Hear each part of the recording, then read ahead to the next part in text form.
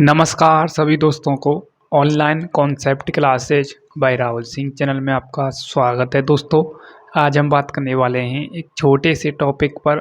हमने इससे पहले मीटर सेतु के बारे में पढ़ लिया है और बीट स्टोन सेतु के बारे में भी पढ़ लिया है।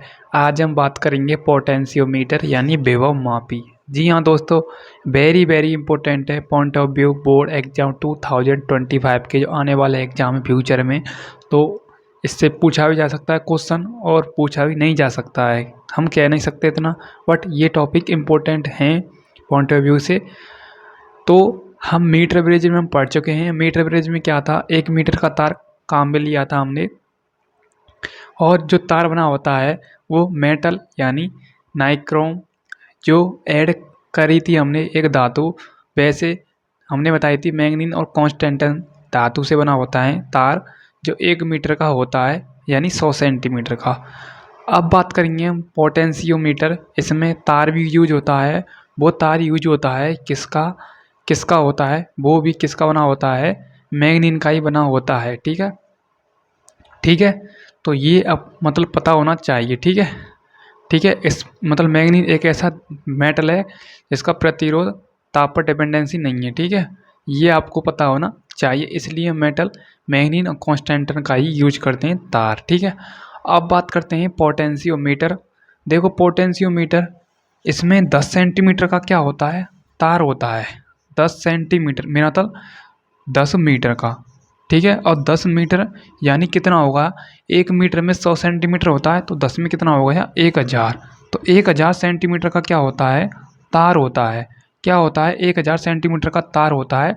कुछ इस प्रकार से होता है, प्रत्येक तार की लंबाई एक सिरे से दूसरे सिरे तक 100 सेंटीमीटर होती है।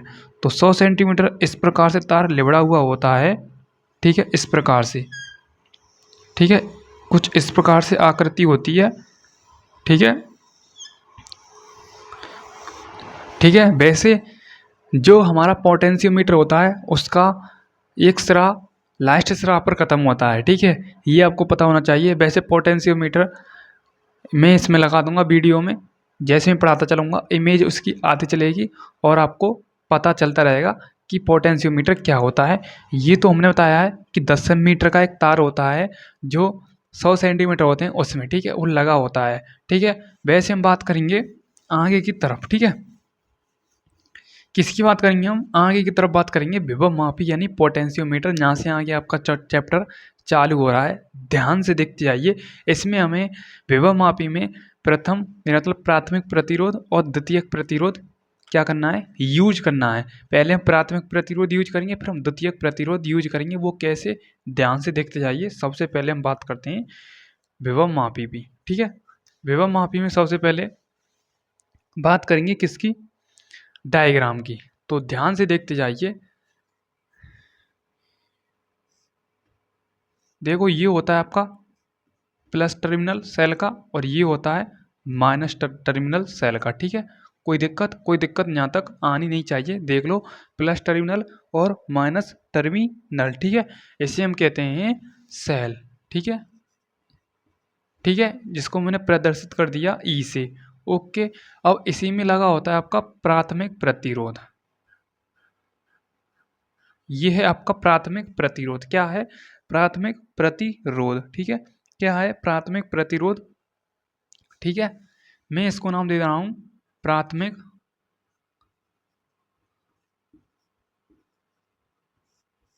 प्रतिरोध।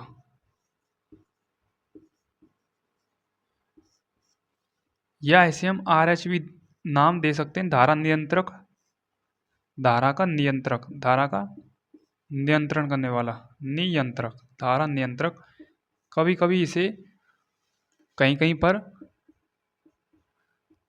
परिवर्तित धारा के नाम से भी डिसाइड किया गया है। ठीक है, परिवर्तित धारा के नाम से भी। ठीक है, ओके, कोई दिक्कत यहाँ तक नहीं होनी चाहिए। ठीक है, ओके।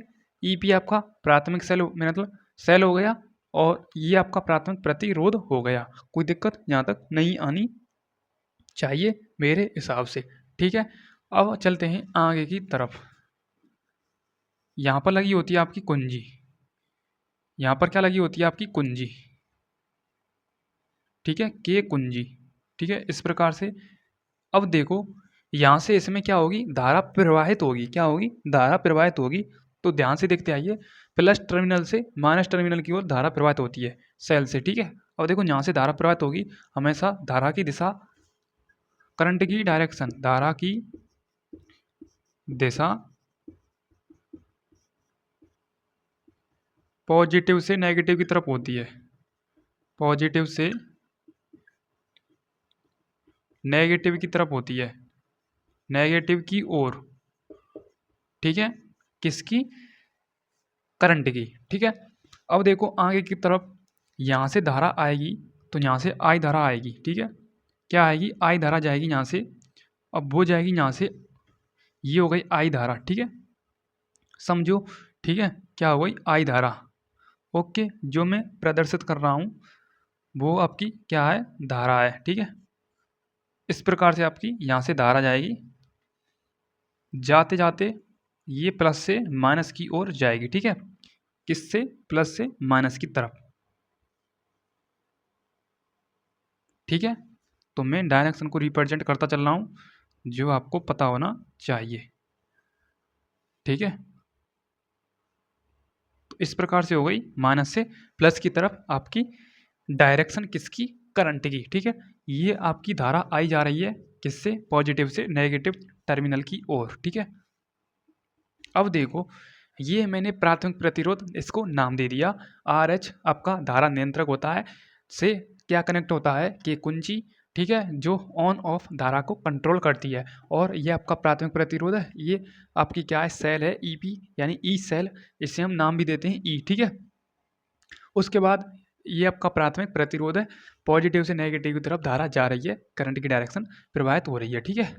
अब इससे आगे आपको एक छोटा सा टॉपिक पढ़ाऊंगा मैं, उससे पहले मार्कर यूज करते हैं, विभव प्रवणता। क्या पढ़ाएंगे, विभव प्रवणता। तो ध्यान से देखिए विभव प्रवणता क्या होता है, इसी में मैं एक टॉपिक पढ़ाऊंगा आपको, विभव प्रवणता। एक्स से इसे हम रिप्रेजेंट करते हैं, किससे, एक्स से हम इसे रिप्रेजेंट करते हैं, ठीक है। अब ध्यान से देखते आइए विभव प्रवणता। सबसे पहले हम विभव प्रवणता को पीछे पढ़ेंगे, इसी में हम द्वितीयक प्रतिरोध पढ़ लेते हैं सबसे पहले, ठीक है। देखो ध्यान से, ये हो गया आपका ए पॉइंट, ये हो गया आपका बी पॉइंट, ठीक है। अब इसी से मैं कनेक्ट कर रहा हूँ दूसरा प्रतिरोध, ठीक है, क्या कर रहा हूँ, दूसरा प्रतिरोध, ध्यान से देखते जाइए, ये आपका हो गया द्वितीयक प्रतिरोध, द्वितीयक प्रतिरोध, ठीक है, ठीक है, द्वितीयक प्रतिरोध, ठीक है, क्या हो गया, द्वितीयक प्रतिरोध, ठीक है। ध्यान से देखो, द्वितीयक प्रतिरोध हो गया, ये इसका पॉजिटिव और ये इसका नेगेटिव, ठीक है। अब यहाँ से क्या होगा, हम ज्यों की लगाकर देखेंगे कि इसमें धारा प्रवाहित हो रही है, कहाँ पर हो रही है, कहाँ पर नहीं हो रही है, ए से लेके बी तक के मध्य में ज्यों की क्या होता है, ज्यों की होता है जो विक्षेप को बताता है, किसका, करंट का, ठीक है। ध्यान से देखते जाइए, यहाँ से हम ज्यों की लगाएंगे इस प्रकार से यहाँ पर, ठीक है, और ये हम पता करेंगे कि इसमें ए और बी के मध्य में धारा प्रवाहित हो रही है कि नहीं हो रही है। अब देखो हम जहाँ पर ज्यों की लगा कर देखेंगे, इस तरफ लगा कर देखेंगे तो इसकी डायरेक्शन कुछ इस प्रकार से होगी, किसकी, ज्यों की, एक मिनट, इस प्रकार से होगी, ठीक है। अब इस साइड में लगा के देखेंगे तो इसकी डायरेक्शन कुछ इस प्रकार से होगी, जहाँ पर करंट प्रवाहित नहीं हो रहा है, बैलेंस है, तो हम वहीं पर ज्यों की को क्या रख देंगे, ठीक है। तो मैंने डिसाइड कर लिया ये पॉइंट, यहाँ पर हमारा बैलेंस है, करंट यहाँ पर प्रवाहित नहीं हो रहा है, ठीक है, कोई दिक्कत नहीं होना चाहिए, ठीक है। द्वितीयक प्रतिरोध कंप्लीट। अब मैं इनका एक एक से नाम बता देता हूँ, क्या किसका नाम होता है। ईपी होता है आपका प्राथमिक सेल, सेल, प्राथमिक सेल, ठीक है। उसके बाद RH होता है आपका धारा नियंत्रक, धारा नियंत्रक, ठीक है, क्या होता है, धारा नियंत्रक। के आपका होता है कुंजी, के आपका क्या होता है, कुंजी होता है, ठीक है। आई आपका क्या है, धारा है, ठीक है, आई आपका क्या है, धारा है। और एक और बात बता दूं, ए से लेके बी तक की इसकी लंबाई एल लंबाई है, ठीक है, क्या है, एल लंबाई है, ठीक है। उसके बाद इसमें और कुछ बताने को है नहीं है, ठीक है।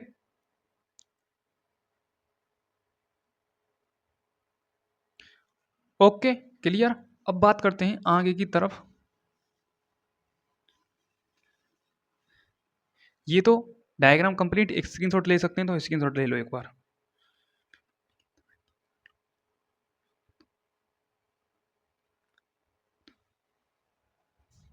ध्यान से देखो विभव प्रवणता क्या होती है।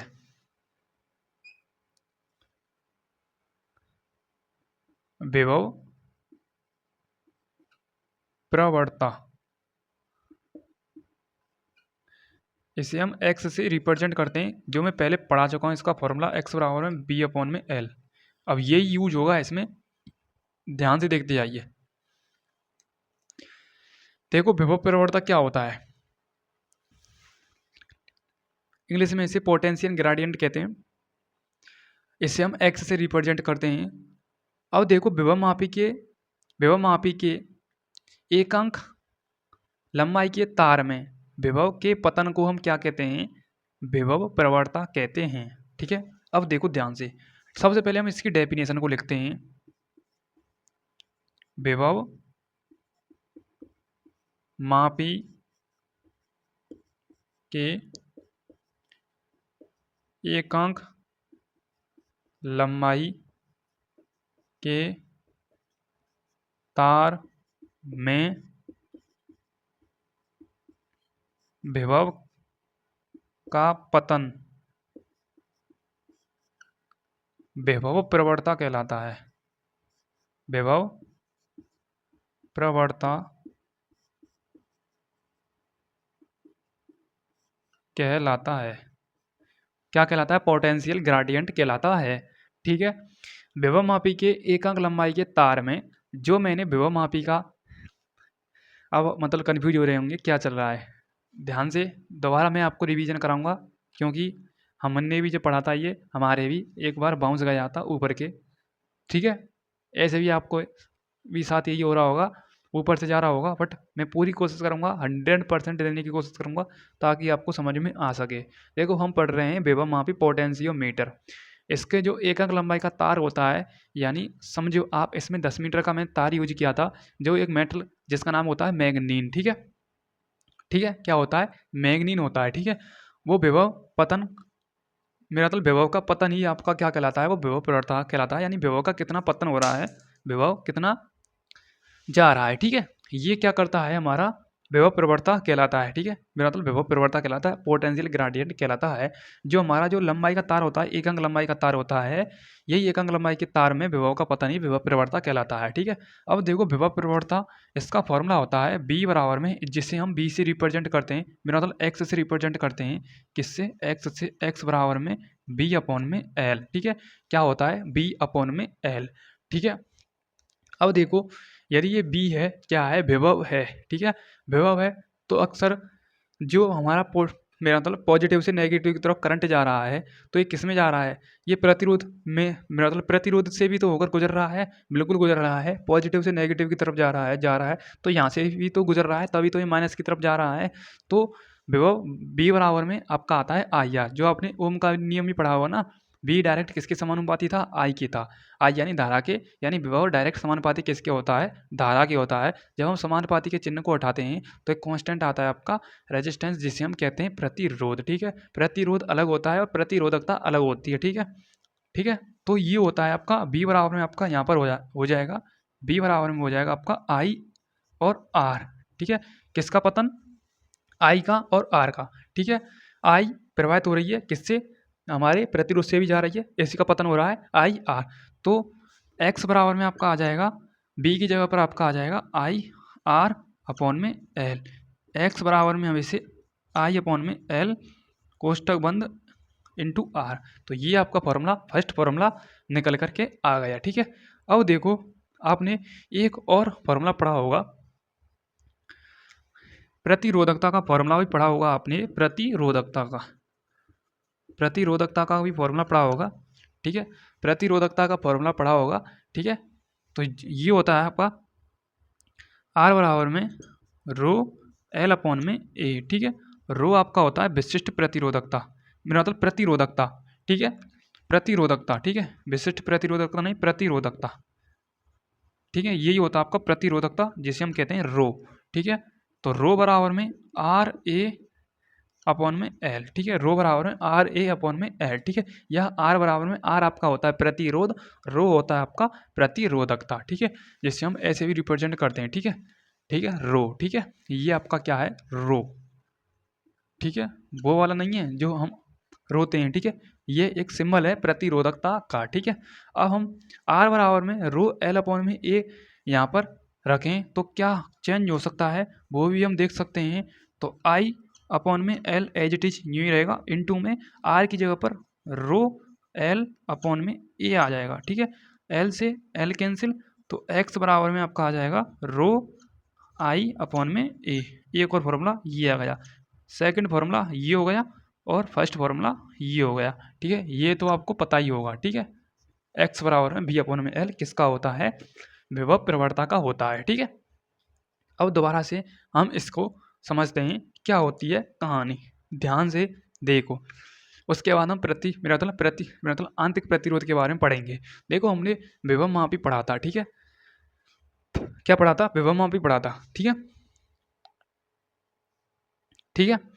अब देखो विभव मापी में हमने दो प्रतिरोध काम में लिए थे, प्राथमिक प्रतिरोध और द्वितीयक प्रतिरोध। प्राथमिक प्रतिरोध में क्या हमने करा था, एक आपका होता है सेल जो पॉजिटिव से नेगेटिव की तरह हम इससे करंट प्रवाहित करते हैं, और इसमें एक आता है आपका आर एच जिसे हम कहते हैं, ठीक है, क्या कहते हैं, धारा नियंत्रक, ठीक है, क्या कहते हैं, धारा नियंत्रक, ठीक है, जिसे हम रियोस्टेट भी कहते हैं, क्या कहते हैं, रियोस्टेट या परिवर्ती धारा के भी नाम से जानते हैं। उसके बाद हमने धारा नियंत्रक लगा के इसमें एक के कुंजी सेट कर दी जो करंट को ऑन ऑफ करने का कार्य करती है, अक्सर घरों में यूज होती है, ठीक है।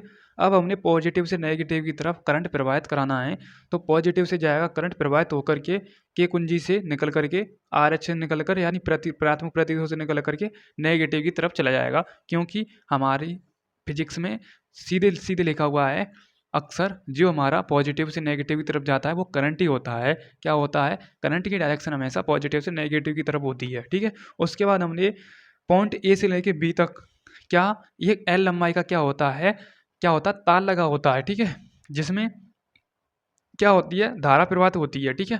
अब हम कैसे पता करेंगे यहाँ से धारा प्रवाहित हो रही है कि नहीं हो रही है।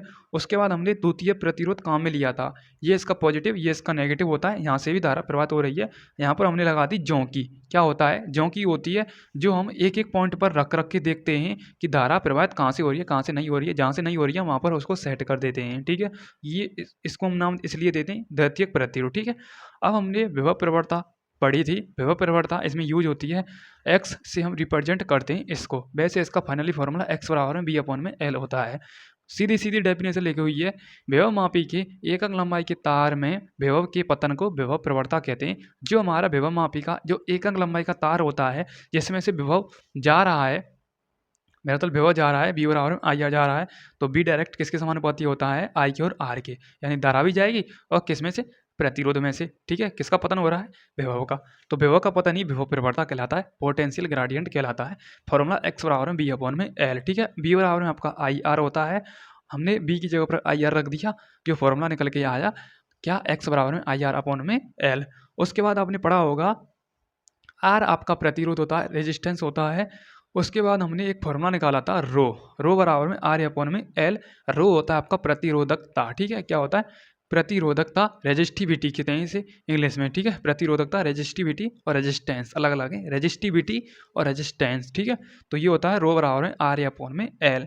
हमने रो आर की जगह पर ये फॉर्मूला फिट किया यहाँ पर, तो फॉर्मूला एल से एल कट गया, एक्स बराबर में रो आई अपॉन में ए, ये दूसरा फॉर्मूला उत्पन्न हो गया। तो यहाँ तक आपको समझ में आ चुका होगा, मुझे पूरी उम्मीद है, एक बार स्क्रीनशॉट जरूर लें।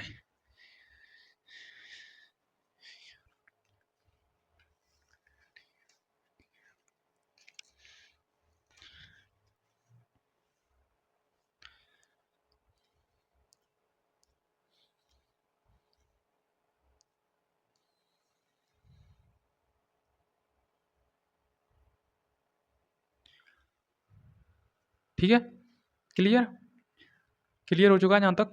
अब चलते हैं आगे की तरफ, ध्यान से देखो, एक बार हम इसको रब करते हैं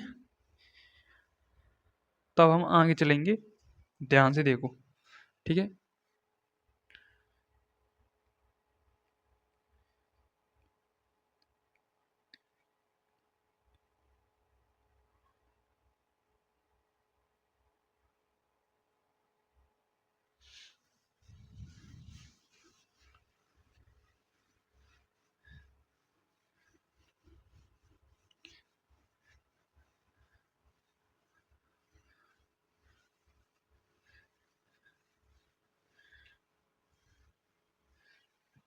अब पढ़ते हैं सबसे पहले जो हमने विभव प्रवणता का फॉर्मूला पढ़ा था, x बराबर में b अपॉन में l।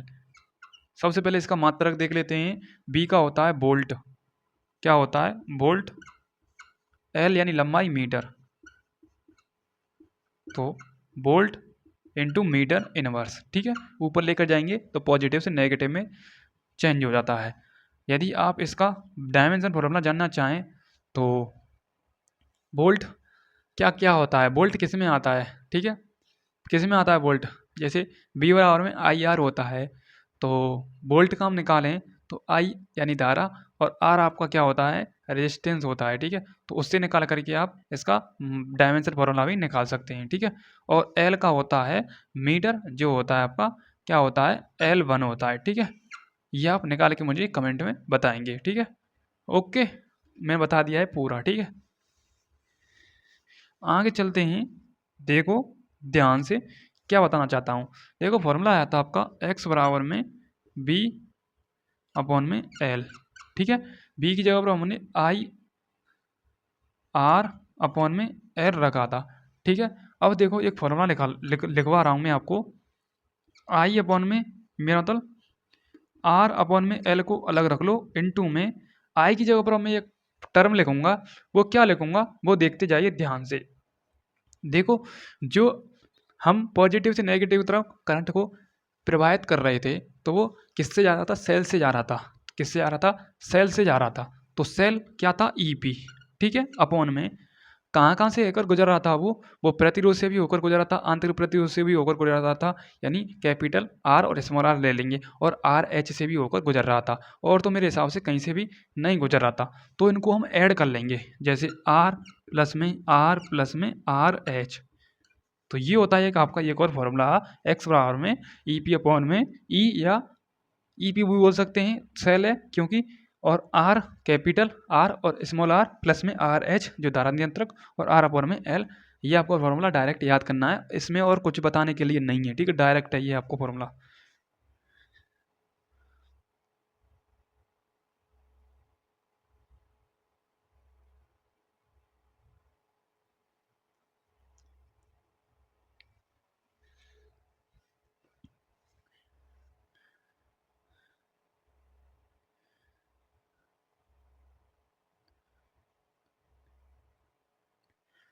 ठीक है, यहाँ तक कंप्लीट।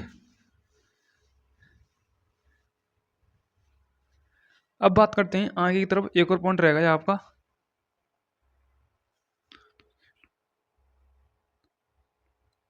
अब ध्यान से देखते आइए।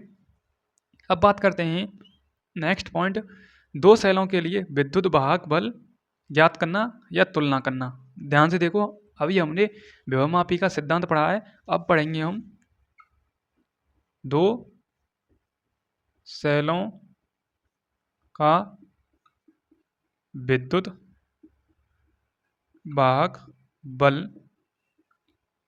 की तुलना। देखो इसे मैं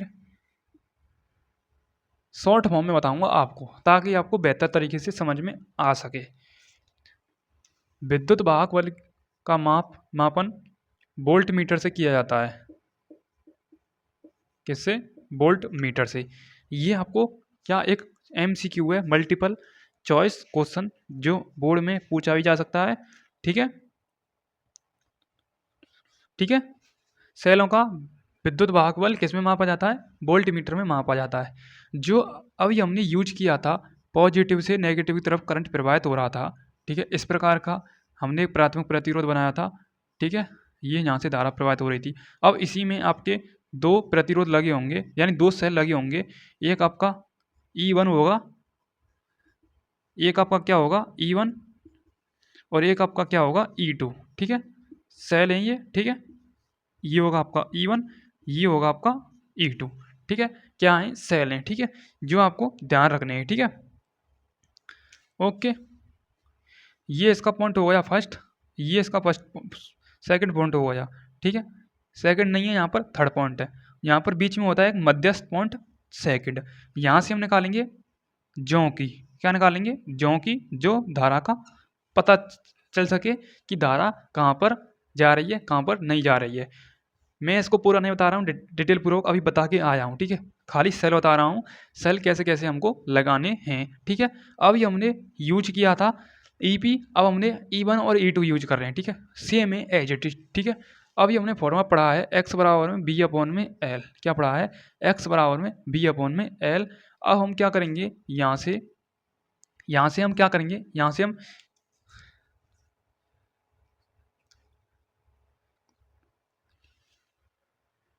से हम करेंगे x बराबर में b की जगह पर आपका आ जाएगा E1 और L1, ठीक है। ये हो गया x1 के लिए।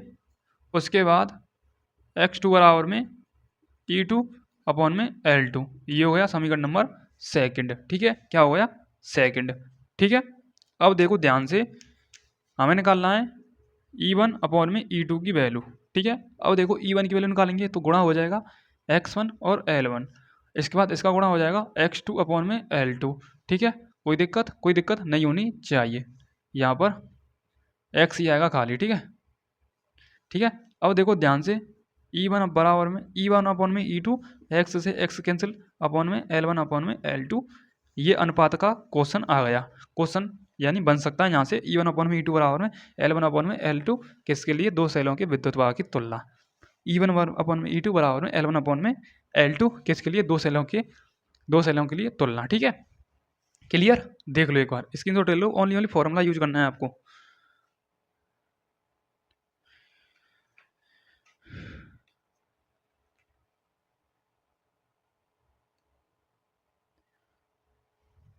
ठीक है, तो ये होती है आपका टॉपिक यहाँ पर पूरा कंप्लीट। अब मैं आगे आपको बताऊंगा नेक्स्ट चैप्टर किसका, चुंबक का, ठीक है। इलेक्ट्रोमैग्नेटिक वेव, विद्युत चुंबकीय तरंगें, या हम चुंबकीय चैप्टर भी क्लियर कर सकते हैं, जो ओरस्टेड के नियम आएंगे सबसे पहले, ठीक है।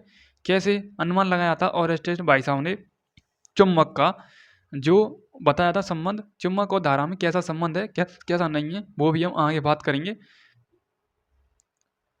तो जैसे आपने इलेक्ट्रिक फील्ड पढ़ा था, विद्युत क्षेत्र पढ़ा था, उसी प्रकार से आप चुंबकीय क्षेत्र भी पढ़ेंगे। जैसे आपने चुंबकीय फ्लक्स पढ़ा, विद्युत फ्लक्स पढ़ा था, उसी प्रकार से हम चुंबकीय फ्लक्स भी पढ़ेंगे, ठीक है। तो नेक्स्ट क्लास में हम मिलेंगे, और इम्पोर्टेंट आपका टॉपिक आने वाला है, जहाँ पर हमारा विद्युत फ्लक्स में जो हमारे सिंबल थे और चुंबकीय फ्लक्स में अलग अलग हो जाएंगे, और same as it is formula वही आएगा जो हम आगे बात करेंगे। मिलते हैं नेक्स्ट क्लास के साथ। Thank you so much, love you all, जय हिंद, जय भारत। क्लास कैसी लगी मुझे कमेंट में आप जरूर बताएं। Thank you.